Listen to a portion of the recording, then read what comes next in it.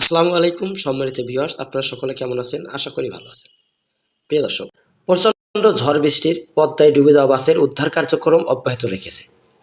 প্রিয় দর্শক, দৌলতদিয়া ফেরিঘাটে ঘটে গেল এক মর্মান্তিক দুর্ঘটনা। যারা এই গাড়িতে যাতায়াত করেছেন বা গাড়িতে অবস্থানরত ছিলেন তাদের জন্য বিষয়টি খুবই দুঃখজনক। প্রিয় দর্শক, আসুন বিস্তারিত জেনে নিই। প্রচণ্ড ঝড় বৃষ্টির কারণে রাজবাড়ী কোলান্দ উপজেলার দৌলতদিয়া ফেরিঘাটে ডুবে যাওয়া যাত্রীবাহী বাসটি উদ্ধার কার্যক্রম ব্যাহত হচ্ছে বলে জানানো গেছে।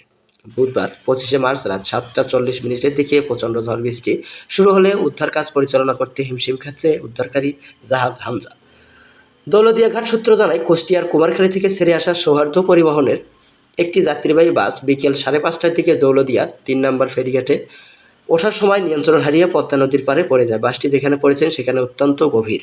দৌলতদিয়া ফেরিঘাটের কাছে থাকা উদ্ধারকারী জাহাজ হামজা খবর পেয়ে ঘটনাস্থলে গিয়ে উদ্ধার কাজ শুরু করে, কিন্তু এখন পর্যন্ত ডুবন্ত বাস বা কোনো যাত্রীকে উদ্ধার করতে পারেনি। এক সূত্রে জানা গেছে, দুপুর 2টা 10 মিনিটে কুষ্টিয়ার কুমারখালী থেকে ছেড়ে আসা বাসটি 56 জন যাত্রী ছিল, যাদের বেশিরভাগই ঈদের ছুটি শেষে কর্মস্থলে ফিরছিলেন।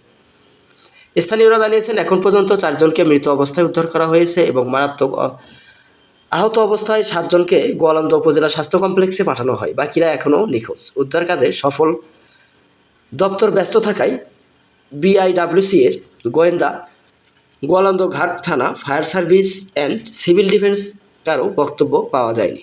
প্রিয় দর্শক, আজকের মতন এই পর্যন্তই। পরবর্তী সব আপডেট পেতে আমাদের সঙ্গেই থাকুন।